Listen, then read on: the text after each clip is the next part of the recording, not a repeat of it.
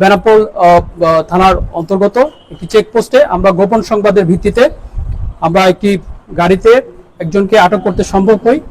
প্রাথমিকভাবে তাকে জিজ্ঞাসা করা হয় এবং পরবর্তীতে তার কাছ থেকে প্রায় 4.5 কেজি স্বর্ণ আমরা উদ্ধার করতে সক্ষম হই এবং এটার পাশাপাশি প্রায় 19টি সোনার বার তার কাছ থেকে আমরা জব্দ করি। এবং আপনারা সবাই জানেন যে যশোর যে এলাকাটা, এই এলাকাটা আগে থেকে একটি অপরাধ চোরাচালান এবং মাদকের জন্য একটা পরিচিত একটা এলাকা, এবং যেখানে সবসময় বেনাপোল হয়ে বনগাঁও হয়ে ইন্ডিয়াতে যাওয়ার একটা শর্ট রুট হওয়াতে এই জায়গার মাধ্যমে চোরাচালানের সাথে জড়িত যারা আছেন তারা এই রুটটা ব্যবহার করে থাকেন। এবং আমরা চেষ্টা করছি যাতে ইন্ডিয়া থেকে বাংলাদেশে বা বাংলাদেশ থেকে ইন্ডিয়াতে কোনো প্রকার চোরাচালানের সাথে যারা জড়িত তারা যেন চোরাচালান কার্যক্রম করতে না পারেন, এবং সেজন্যই আমাদের এই কার্যক্রম অব্যাহত রয়েছে।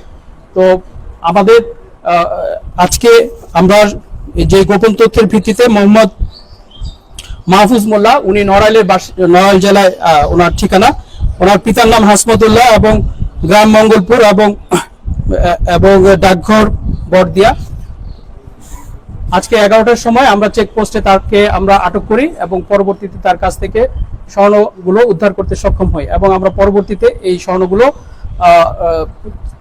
তার সাথে যারা যারা জড়িত তাদেরকে আটক করার জন্য আমাদের জিজ্ঞাসাবাদ চলমান রয়েছে, এবং পরবর্তীতে তার মাধ্যমে হয়তোবা আমরা ভবিষ্যতে চোরাচালান রোধে আরো সক্রিয় ভূমিকা রাখতে পারবো এবং বাকিদেরকেও আমরা আটক করতে সক্ষম হব। ধন্যবাদ।